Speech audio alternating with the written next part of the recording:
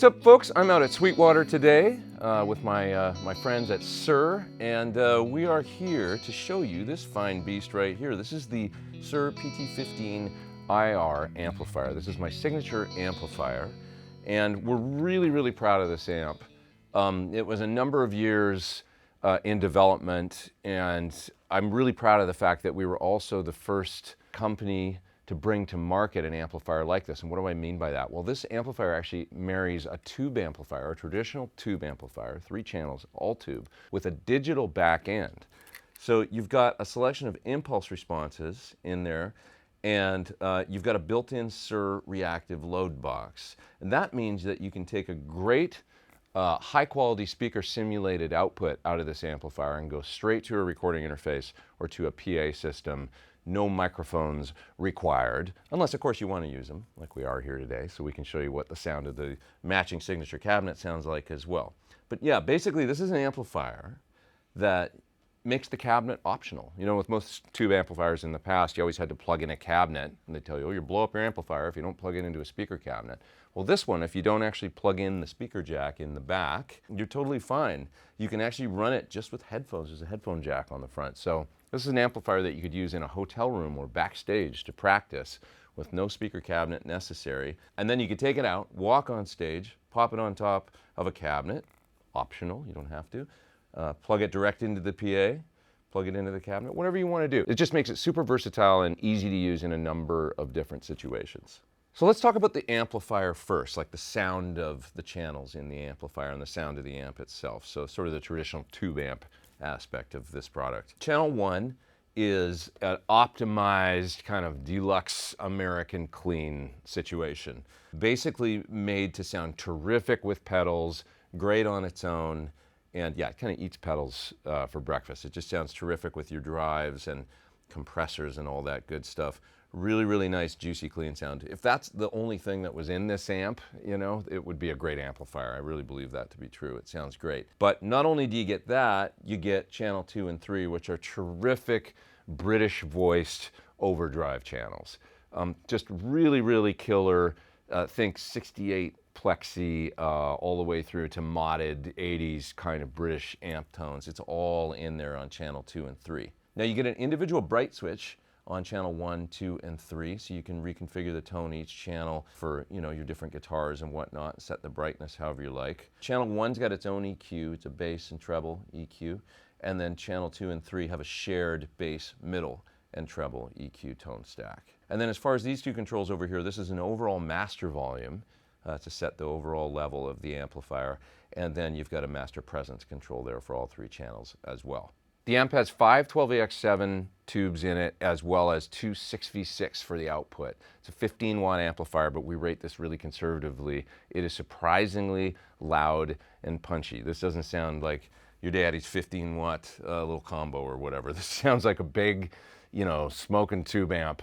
It's got a really bold voice, and the power amp is engineered for lots of headroom so that you can really crank it up and still have tons of punch and articulation in your sound. Which isn't to say that you can't crank it up and get great overdriven, you know, that true valve compression and stuff. You can totally do that. You just have to push it up a ways. So on the back of the amplifier, you're going to find a great effects loop. It's just got to send and return. You're also going to find a TRS 1/4-inch output. That is for the output for the impulse responses for the speaker simulation that you can take direct to a PA system or to a recording interface. And then you're also going to find the speaker jacks. There's 2 speaker jacks. One of them has a red circle around it. That's the main speaker jack that you should always use first. If that jack isn't plugged in, what happens is the amp defaults straight over to the built-in reactive load in the back, and your amplifier is safely loaded down and protected. It thinks it's plugged into a cabinet, even when it's not. If you plug in a cabinet into that red speaker jack on the back, you're going to find that you then have disabled the load. The sound goes through to the speaker cabinet. The other speaker jack on the back, which doesn't have the red ring around it, if you plug a cabinet in there, this is a neat kind of little, like almost like hidden feature in the amplifier. That puts the load in parallel with the speaker cabinet that you just plugged in. And what that means is that you can get about a 3 dB drop in volume. It's almost like having a little built-in attenuation for the amplifier. So it takes it almost from the sound of like a 15-watt amplifier down to like a 7-watt amplifier. So if you find yourself playing in a place that that really requires a quieter stage volume or something like that, but you still want to have some on-stage cabinet sound and still feel like you're pushing the power amp a little bit, you use that second speaker jack and it works just great. Just if you do that, remember to turn the impedance control one click down from whatever your cab is rated for. So if your cabinet is 16 ohms, that'll mean you'll want to set the impedance setting on the back of the amplifier for 8. If your cabinet is 8 ohms, you're going to want to set that impedance control on the back for 4. And that's when using that speaker jack that doesn't have the red ring around it. So the matching speaker cabinet features 2 Celestion speakers, my favorite speakers of all time. And they're in a diagonal arrangement with a greenback up here in the top, and down here in the bottom there's a vintage 30. So you've got the choice, if you're using the cabinet, of miking those 2 different speakers, and you also get the great blended sound of those 2 speakers. I just really like the way that they blend together, so that's why we chose them for this cabinet. And you'll also notice that it's angled back a little bit, the baffle, so that you got a little bit of upward tilt on the speakers. And the cabinet is all birch, super sturdy design. They just sound great. So the amplifier features the built-in Suhr Reactive load, and that means, once again, that you can use this amplifier without a speaker cabinet and get a great mic'd up sound to the PA or to your recording interface. No cabinet or microphones necessary. The reactive load that is featured in this amplifier is exactly like its big brother Suhr Reactive Load IR, which is widely seen as like the standard in the industry. Literally, when you plug your amplifier into a Suhr Reactive Load, the amp thinks it's plugged into a 412 speaker cabinet. It responds the same, it sounds the same, it feels the same. It's just like the best load out there. It's just the industry standard. So that's what we featured in this amplifier. The reactive load then passes the sound onto the IR portion of the amplifier, which you can see right here on the front of the amp. So this amp hosts 16 different impulse responses, and we've featured impulse responses from Celestion. So there's different banks, 4 different banks.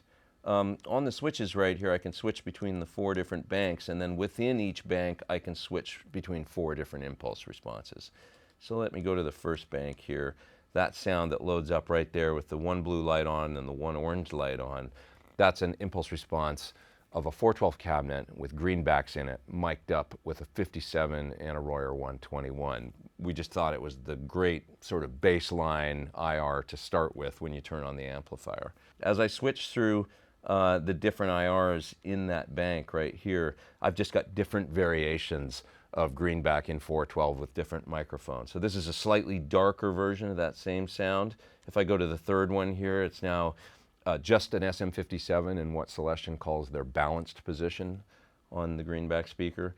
And then the last one in that bank is a 57 in the dark position. Basically, we've got different variations in there of different Celestion speakers. You've got your greenbacks, your V30s represented, G12H75 creambacks, as well as a selection of open back cabinets in bank 4. So there's a whole plethora of different cabinet sounds in there.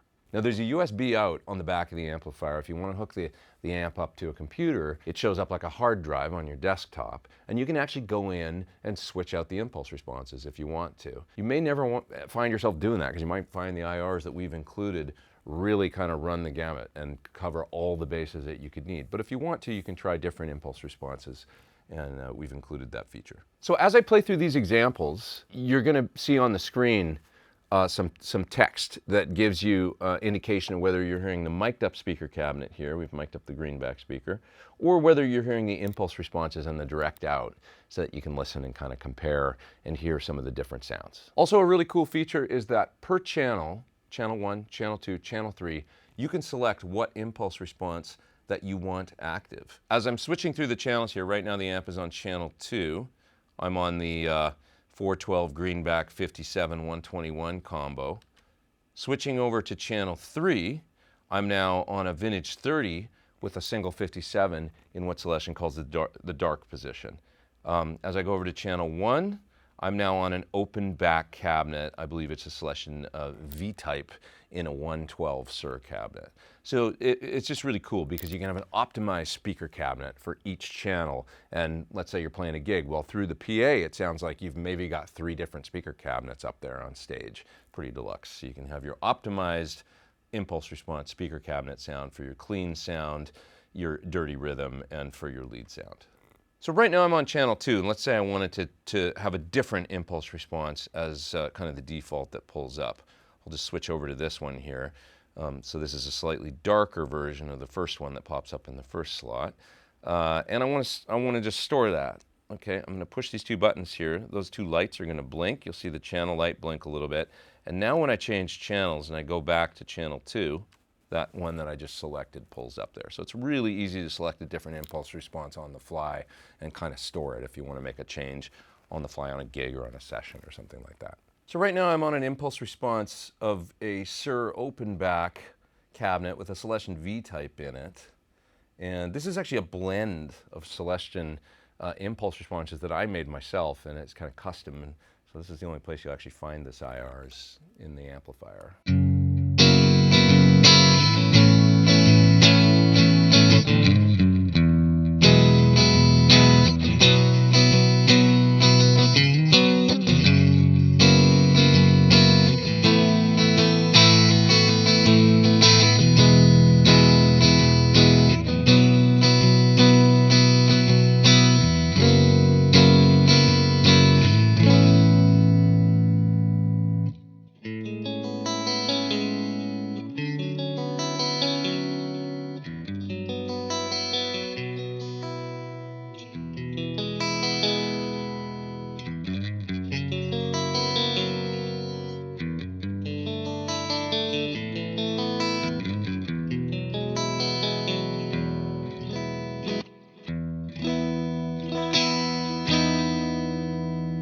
So right now I'm running the clean channel pretty conservatively, and I kind of want to show what it sounds like when I crunch it up a little bit. I've got the gain down around 3, so I'm going to bring up the gain a little bit.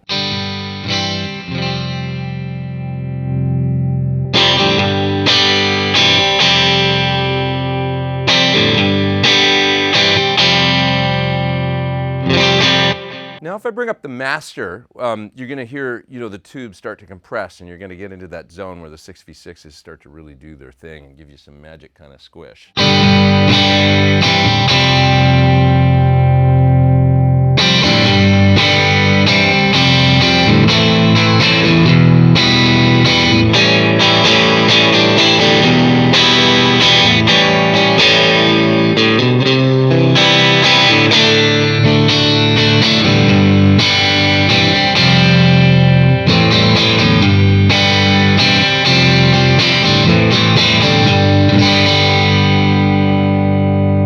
So it's no slouch on the clean channel for getting some more driven kind of vintage, think those like great American sounds of amplifiers from the late 60s when you drive them up a little bit and kind of push them.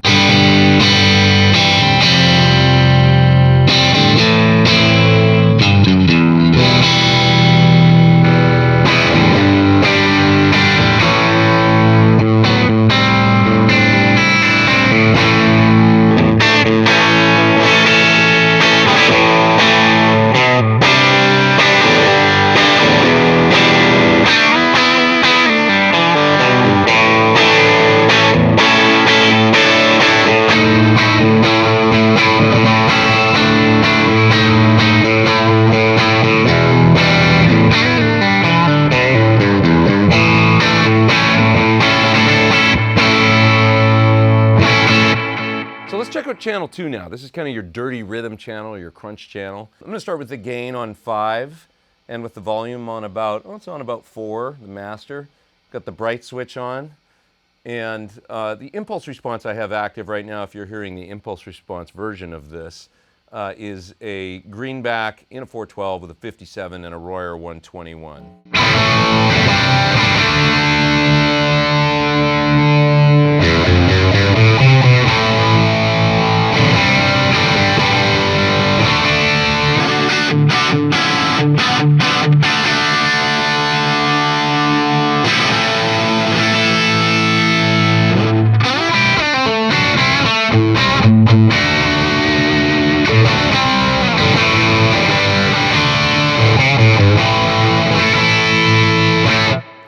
check out a different IR actually. So I'm going to go over to, let's see, the 57 Dark. So this is just a single SM57. Think of it kind of out into the paper a little bit, not too much in the center of the speaker.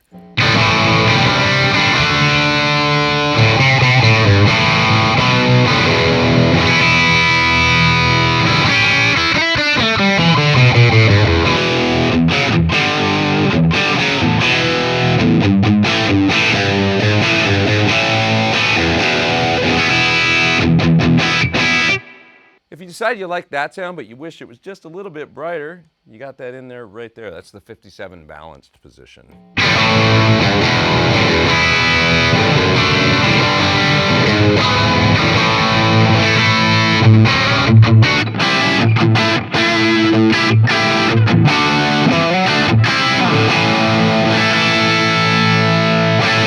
And you can get lower gain, sort of more chilled out sounds on this channel too. I'll just turn the gain down to about 3. Hit the next single coil.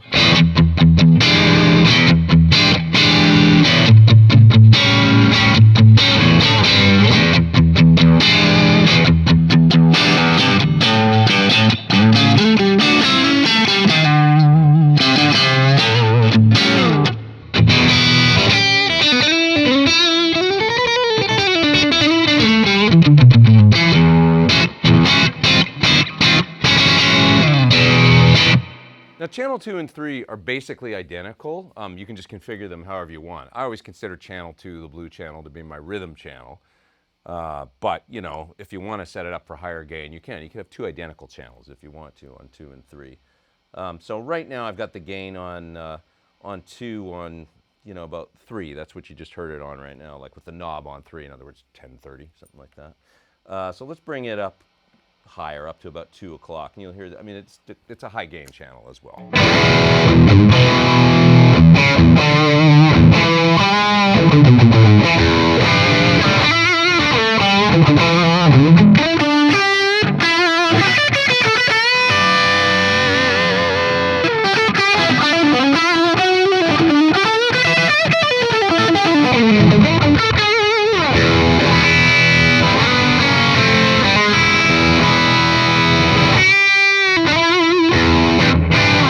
So this is channel 3 now. I've got the gain about 3/4 of the way up. Got a little bit of delay going as well. Let's check out what this sounds like.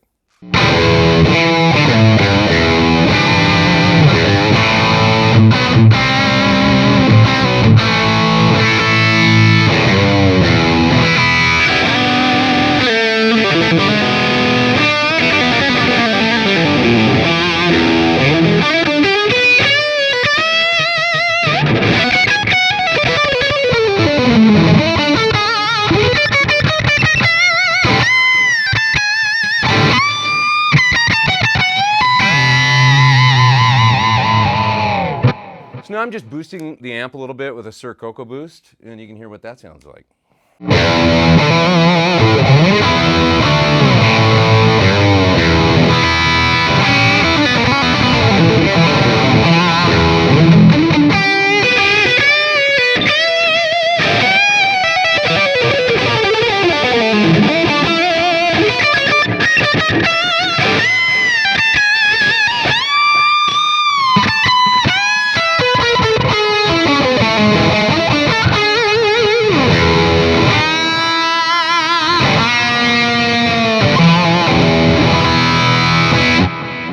So we're really proud of this amplifier. I think it just turned out fantastic. You know, it's a big part of what I think I enjoy doing with Suhr is trying to bring tools to working musicians that they can really use on the gig, on the session, and always like kind of forward thinking about things that people need. Many times I'm just trying to fulfill a need that I've got out there in the world. For example, something that works on a quieter stage, something that I can bring to a session without needing to lug, you know, big 412 cabinets and stuff like that, and still get a great sound, great mic'd up guitar sound. So that's really, you know, where products like this come from. It's born out of experience and out of wanting to kind of share those experiences and what I think could be solutions with other guitar players. And so that's what the PT15 IR is. If you've got any more questions on the amplifier, be sure to contact your Sweetwater sales engineer. They know all about it and they'll be able to help you out. So thanks so much for watching. I am Pete Thorn. On behalf of Suhr and Sweetwater, over and out.